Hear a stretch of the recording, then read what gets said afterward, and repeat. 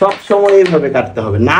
আপনারা যারা নাইফ এবং চপিং বোর্ড দিয়ে কাটিং করাটাকে অনেক ঝামেলা মনে করেন, তাদের জন্য আজকে ইজি কাটিং মেথড নিয়ে এলাম আমি আরজু।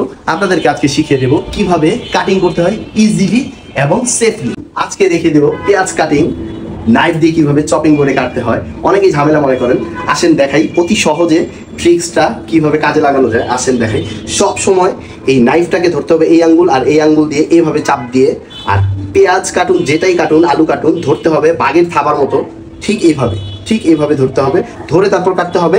আপনার অলওয়েজ আঙ্গুলগুলোকে সেফ রাখতে হবে। আসো এদিকে। হ্যাঁ,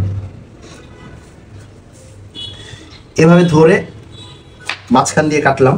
অলওয়েজ আমি কিন্তু কাটতেছি না দেখেই কাটতেছি, এভাবে কাটতে হবে। বাস এই যে কাটা শেষ, এভাবে কাটতে হবে। সব সময় এইভাবে কাটতে হবে, না দেখে কাটবেন না আপনারা। আমি পারি তাই না দেখে কাটতেছি। এই যে কাটা শেষ, একদম একদম মিহি হয়ে গেল। যাই হোক, কাটা শেষ হওয়ার পর নাইফে লেগে থাকা এগুলা এভাবে করবেন না, এই যে এই টেকনিকটা অবলম্বন করবেন। এবং আরেকটা জিনিস দেখাইতে ভুলে গেছি, এই চপিং বোর্ডের নিচে অলওয়েজ একটা কাপড় দিয়ে নেবেন, ভেজা কাপড়।